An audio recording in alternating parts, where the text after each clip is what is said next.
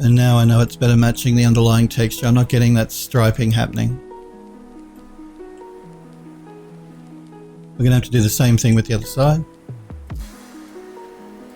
Again, you can see the difference between a texture that's mapped correctly here and one that's mapped incorrectly here. You can see the banding. Again, let's select our UVs, rotate them, and scale them.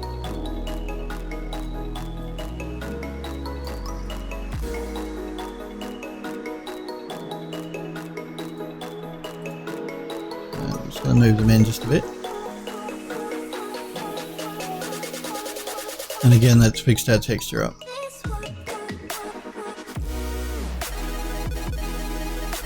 Where are we?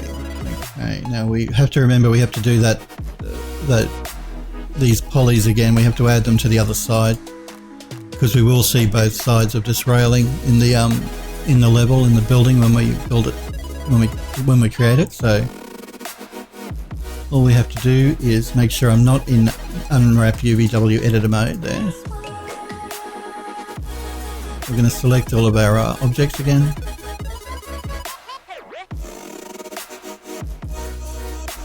I might jump into the top viewport, I think.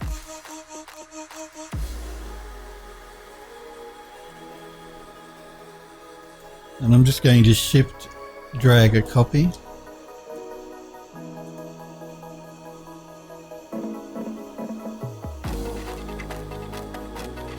Now it also looks as if our railing here is just a little off in a rotation, so before I position those, I'm actually just going to group those so I can select them easily again.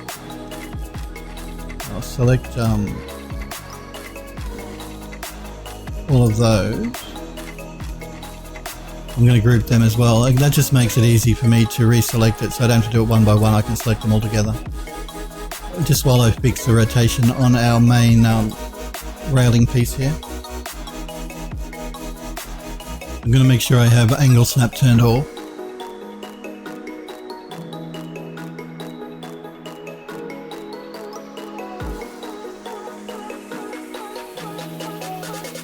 There, we can turn it back on now. We'll select those copies we just made for the other side. Now you can see we're looking at the back of that model, the part that we weren't going to pardon me, that we weren't seeing on the other side. So all we have to do really is we can go into our mirror tool, or we can do a rotate. Let's do a rotate, I think, and we'll rotate it 180 degrees,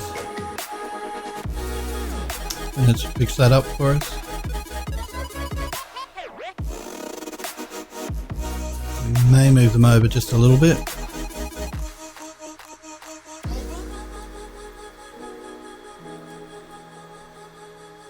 Alright, and it's a small change, but like I said, when we get lighting in the level, just having a bit more geometry, 3D geometry on that piece will help make it look nicer. It'll throw light more nicely. And we haven't increased the polygon count hugely because we're only using boxes here. So you're only looking at, you know, 1 quad or 2 tries per box sort of thing. Alright, let's ungroup these now. Well, just before I ungroup them, I want to make sure that they're inside of that piece correctly. So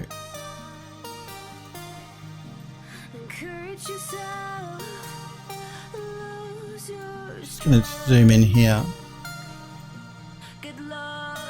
Now you see, if I didn't check it, these are actually sitting in front of the plane in the background that the actual texture is on. Which means that if I hadn't checked on that before I attached it and we brought it into Unreal, we're going to get light leakage happening back there. We don't want that. Because again, it's going to make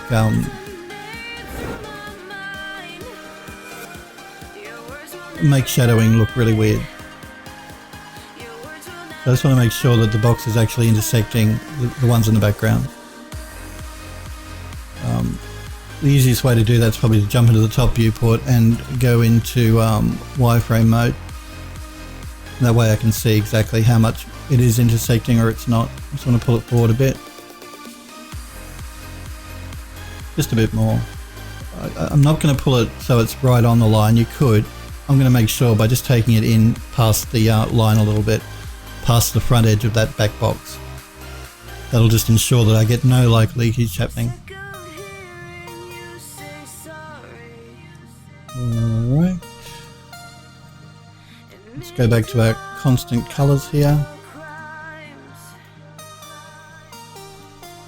Now we can select our groups and ungroup them.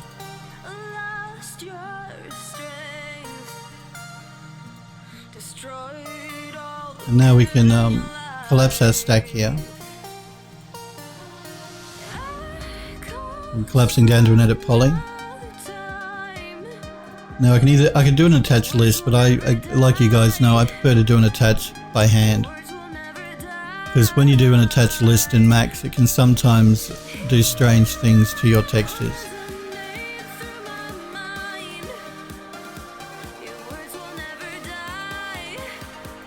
It's not like we've got thousands of pieces to select to attach, so it's not too painful doing it this way. Because I have found on occasion when you do an attach list in Max, but where you let Max do it automatically, it can mess your texture IDs up. Okay, let's do the ones on the other side.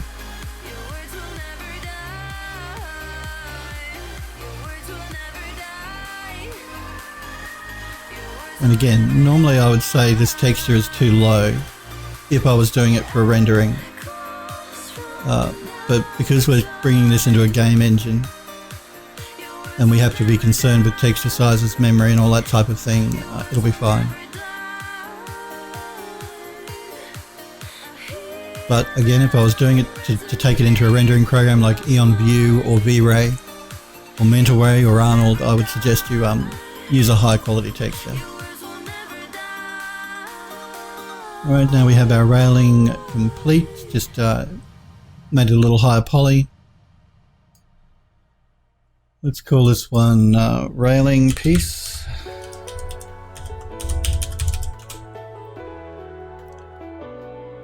Let's exit isolation mode.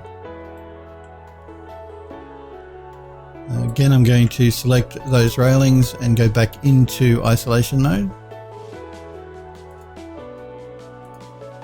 Again, you see the problem that's happened here with Max and its textures. This is what can happen if you try and do an attach by using an attach list. It'll just mess your IDs up. I don't care that it's messed them up because I'm going to be copying them, this new one that we just created around, so we're going to do that now. We'll work in the top viewport, it's probably easier.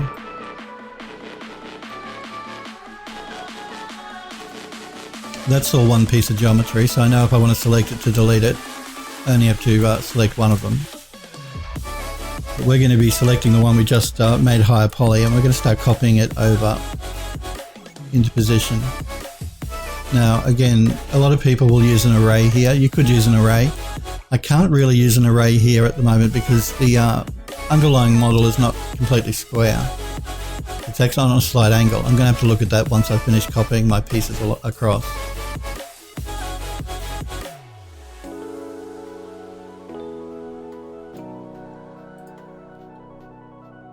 And again, I'm just holding the shift key and shift dragging a copy. Now I am going to leave these in a line so I know that they're straight. I'm not going to move them into position where the underlying ones are at this stage until we get the top pieces in and we can align them correctly as well.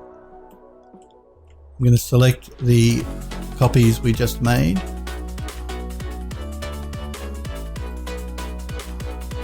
Again, I'm going to shift drag copies up.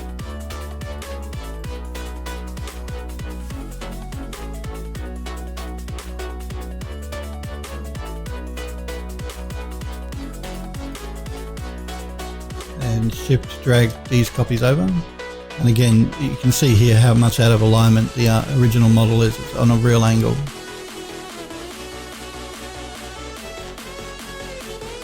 Okay, let's shift drag copies down.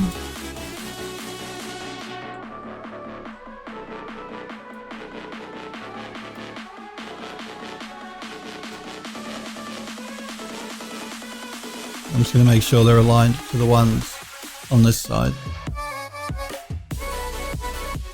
not aligned to the originals. Let's have a look here. I'm going to shift drag a copy up and rotate it 90 degrees.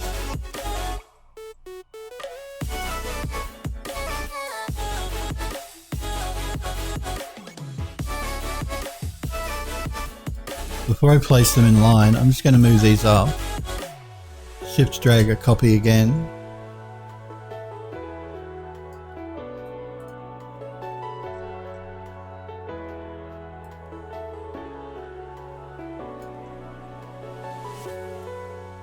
And now I'll select them all, move them up, move them over. We're going to keep doing this until we've replaced all of the originals there.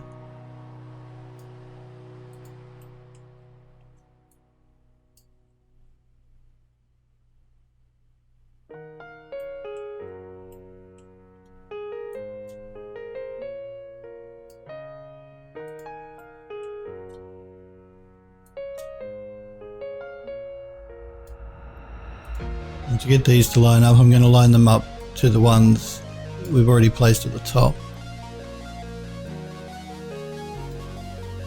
And pull them back down. Alright. So we replaced all of the old ones with the new versions. Let's select the old ones. I'll know when I've got them because they'll all highlight like that. And let's delete them. So now we're left with our higher poly versions here. Again, let's go out of isolation mode. I'm going to select our complete railing. Again, I'm going to have to look at the textures here. Max has gotten confused with my texturing. It's showing it black, but let's go into isolation mode. Before we do the rotation to make sure everything is correct, let's detach this bottom piece. So again, in sub-object mode, I'm going to select these side pieces and detach them. And that should only leave these 4 column pieces as one object as well. Let's look at this bottom piece here to begin with. Again, I'm going to open my material editor. I'm going to find the texture that should be assigned to those and reassign it. And I'm also going to do the same thing here with these columns, which is this one here. That just corrects the mistake that Max made when we detached the model. Now, let's make sure all of our pieces here are lined up correctly. So I'm going to jump into my top viewport. Again, I'm going to go into wireframe mode.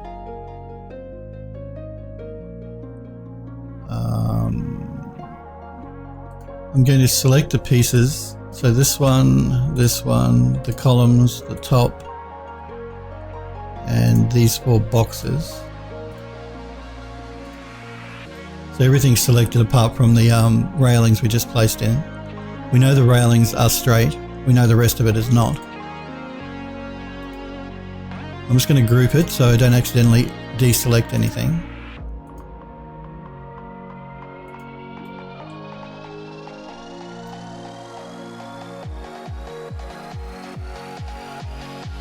And I'm just going to rotate all of that around. Again, I've got my angle snap on. I want to make sure that's turned off.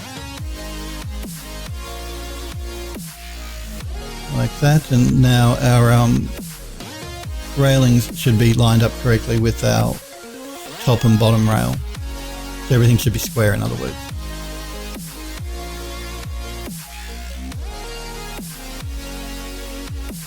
Alright. We can leave that grouped for the moment. Now it looks like I forgot to select my these parts when I did that rotation, so I've just got to check to make sure that they're still aligned.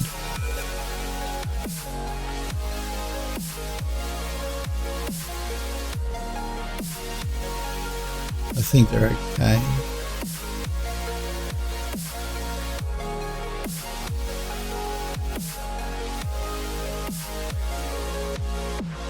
Actually, no, they have to be rotated around just a little bit as well. Oh.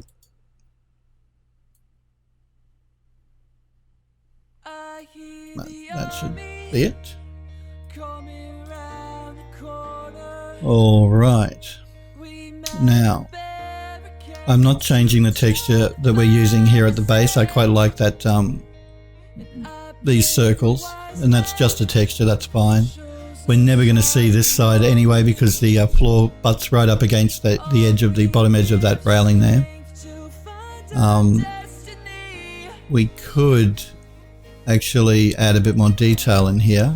I wonder if we should. We could actually add these top and bottom and side pieces. It may look good actually, because again, all this is a flat plane at the moment. We added the detailing into our railing sections.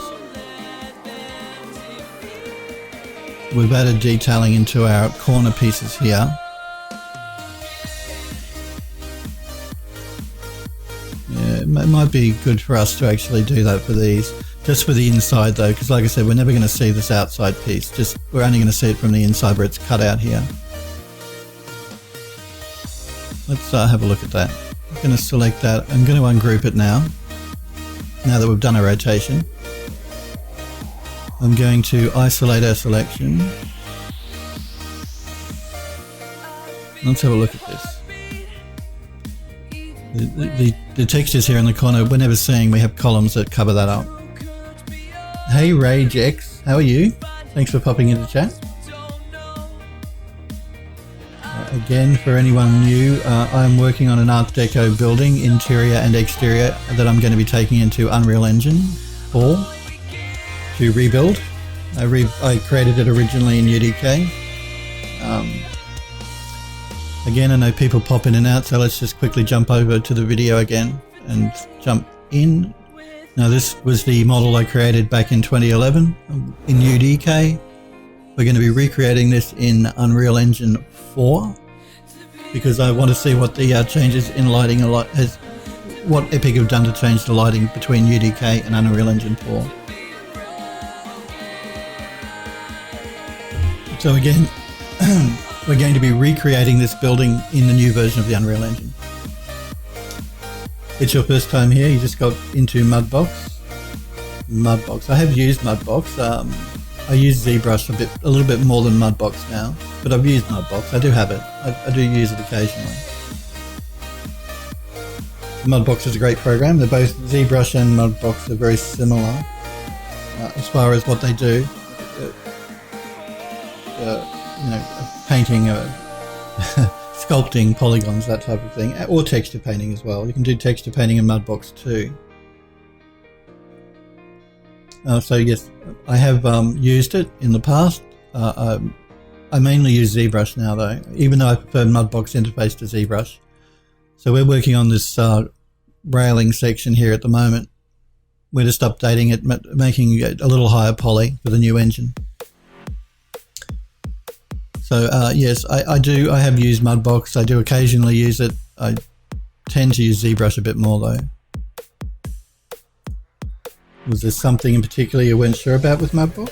Or if I can help, I'm happy to try. And like I said, I've been in 3D for more than 10 years, so if you have questions that aren't related to the software I'm using here, it doesn't matter. I could try and help you out if I may be able to, I may not. But it's good that you popped into chat to say hi. Oh, you're stuck on an issue where the lighting changes when you sculpt and smooth the mesh. Such a weird issue. Okay. So the lighting is changing when you're sculpting on your mesh. I haven't personally come across that problem in Mudbox. The only thing I can think of, maybe it may be a normal map issue, like a normals issue on your original mesh. Maybe some of your normals aren't pointing in the correct direction. It's the only thing I could really think of that would cause the lighting to change. Yeah, just a sec, Rage X. Don't post a link until I have links banned in my chat. If you're a regular, I can add you to Nightbot and you can post a link, but If you want to post a link, anyone, don't do it until you talk to me in chat first, because Nightbot will time you out. I'll add you Rage X, so just give me a second, okay? I'm just going to jump into my Nightbot dashboard here and add you. But don't post until I tell you.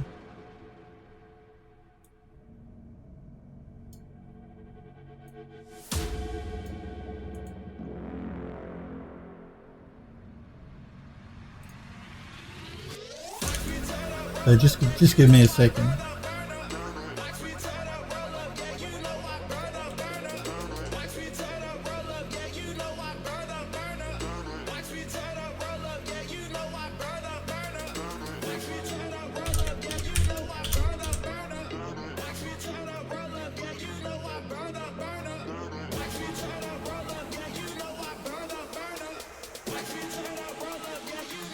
Okay, I think you should be good to go now, Rage. If you want to try and post a link, Nightbot shouldn't time you out.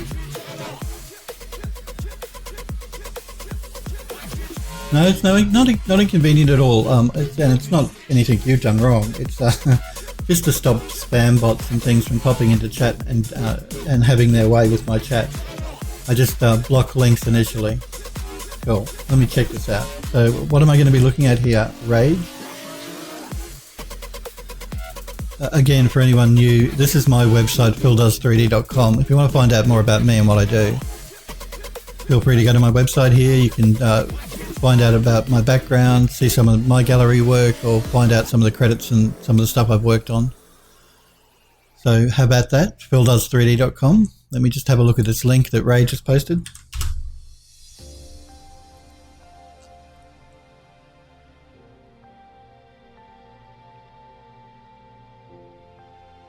So what am I looking at here? Oh, this is the problem you're having. Okay. So you're sculpting a mesh in Mudbox and you're getting this happening. This almost looks like a brush issue to me.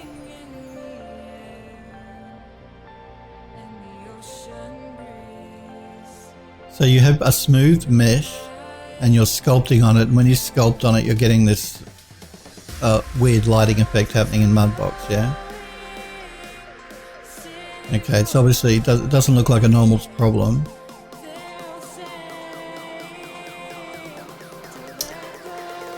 Yeah, that looks like a brush problem, really. I don't know what brush you're using, but because it's so square like this. Oh, thanks, Rage. Heard you like the site. This almost looks like a brush problem to me. You're not using a square brush, are you? I'm just looking at the way it's laying down the color here, and you weren't sure if you should reinstall the program. Well, it can never hurt if you're not sure to do a reinstallation. I don't know what operating system you're using, but I know Windows 10 can behave a bit strangely, pardon me, sometimes when you're installing software. Just let me grab a drink here to make sure I don't lose my voice.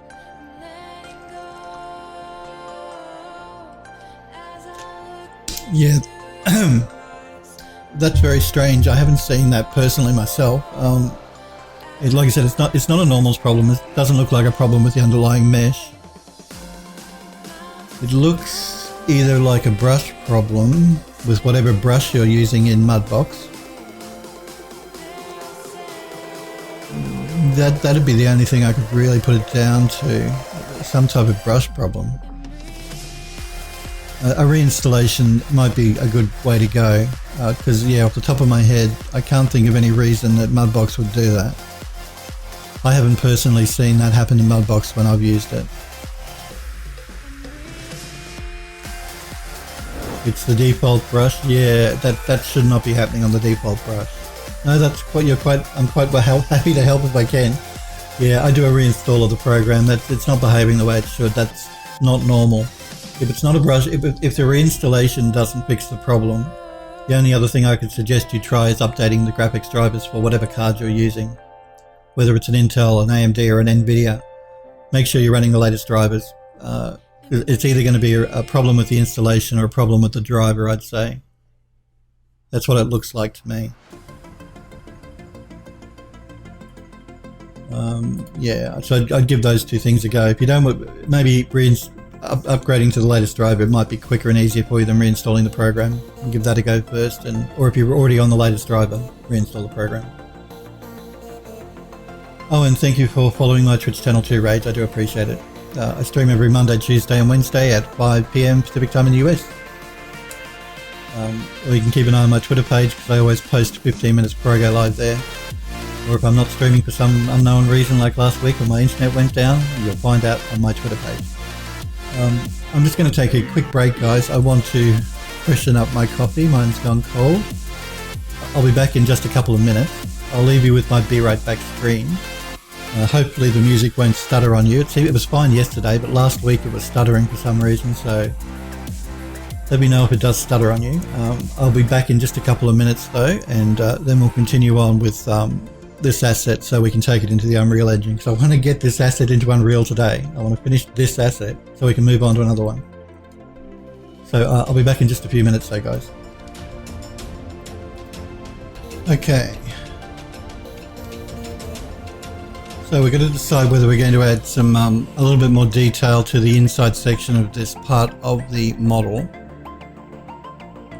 And again, I wanted to apply through in the new version of Unreal in a similar way that we did it in when you saw me do the video in UDK, where we fly actually through the middle of this cutout to get to the second floor when we go up the stairwell. So we are actually going to see this in the video quite a bit. It may look good with just a bit more detail happening on these sections through the base here, because yeah, we'll see them quite a bit. Let's have a look here.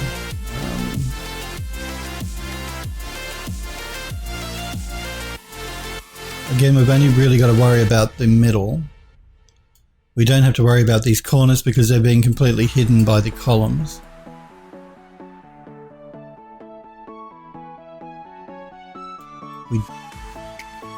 You can see what I've done here. I've again, I created these assets 6 years ago, so my memory's a bit fuzzy on how I created them and what I've done, but it looks to me like I have used quite a small texture size, and I've repeated it around, and I can see that because of the color difference here and here. Now, I'm thinking I may leave it like that because it just adds a bit more interest to the texture itself. I could change the color on the end here to better match this side, but having it as a separate color adds more believability. It makes it look a little bit more realistic. It doesn't stand out like a sore thumb. Again, ignore the corners because we can't see them in the original model. But looking at this texture through here, even though I could change this part of the texture here to better match here, if I wanted to blend them together more seamlessly, I think having it as a different color actually adds a bit more believability because it makes the texture look, it makes the object look more realistic if it's not all completely the same. It makes part of the wood look older than the rest, if you know what I mean. It just adds a bit more interest, visual interest, as opposed to having everything the same color. Just that bit of discolored wood there helps to add to the aging look of the wood. So I don't think I'm going to change that. If I wanted to change it, what I'd do is I'd go into Photoshop, load up the texture we're using here and make sure that do some color correction on the end there to better blend it into the to the start of the texture here. But I quite like the fact that it looks different. It just adds a bit more interest, like I said, to the wood. But we do, I think, want to add a bit more detailing. So what I'm going to do is I'm going to work on one of these longer edges to begin with. So again, I'm going to go into sub-object mode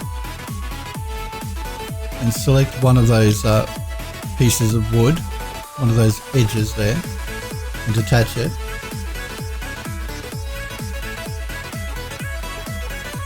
I'm going to go back into isolation and make sure I isolate my selection, so I've only got to worry about one run of the wood there.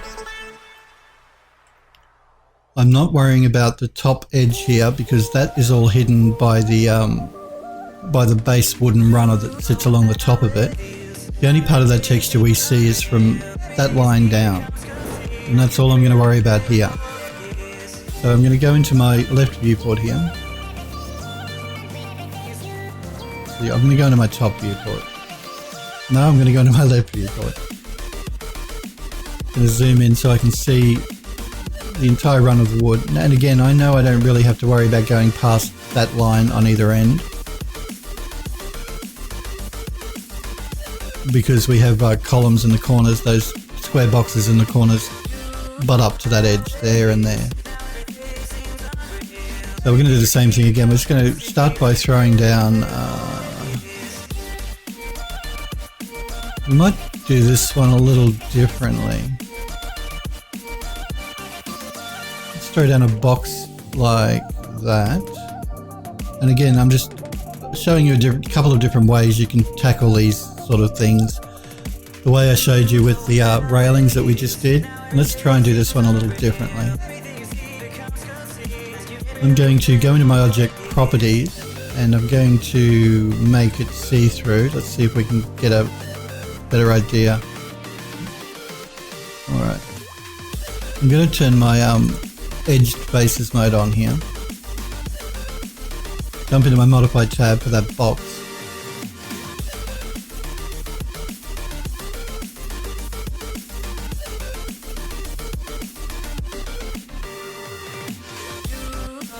Now I'm working with my length and width segments here. I want, what do I want? Okay, 2 should be okay there, 3 I should say, and then my width.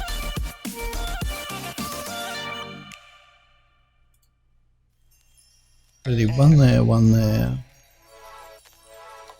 I'm just going to reference this part of the texture because I'm finding it difficult to see my texture behind my box there, even with see-through. So I'm going to need 1, 2, 3, 4, 5, 6.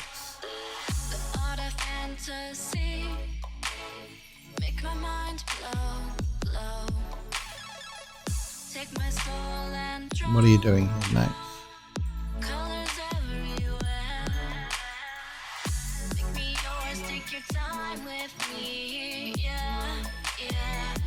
And again, it's placed that box way in the background. We have to make sure we move that into the right position. Let's jump into our top viewport.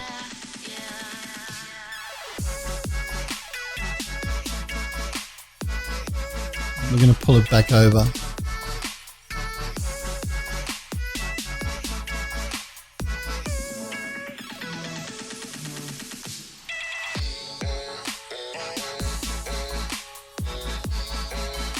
Now I'm just going to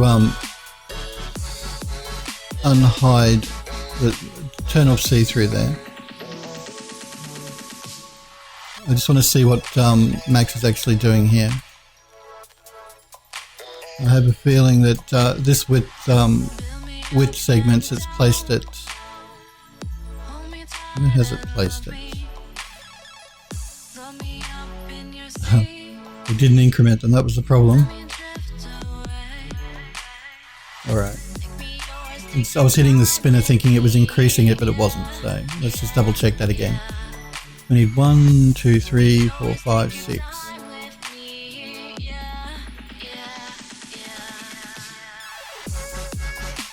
Alright.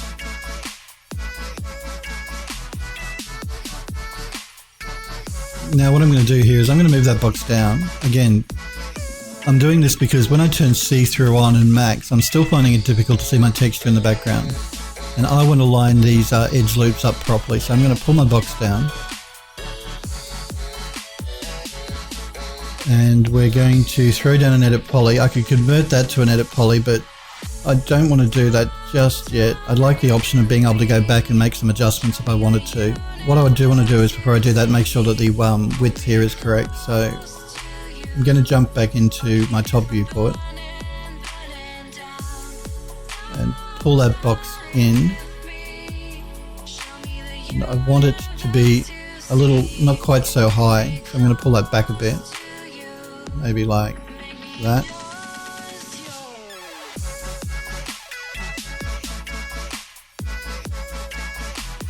That should be good. I'm just looking at the width here in relation to the width of the runner. Alright. Now we can throw down and edit poly. Go into edge mode here.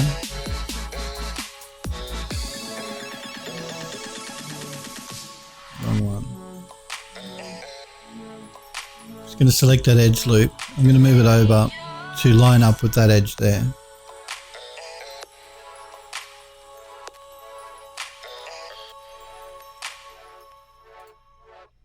I'll do the same thing and line this one up with that edge there.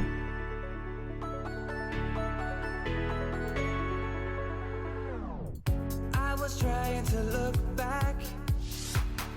I'm just trying to move in the shadows. That edge there. Looks to me like I need to actually add one more edge loop, so what I'm going to do is jump back down to my box at the base of my modifier stack. We're going to throw one more on, jump back up to our edit poly. You see what it's done now? Alright, we won't do it that way.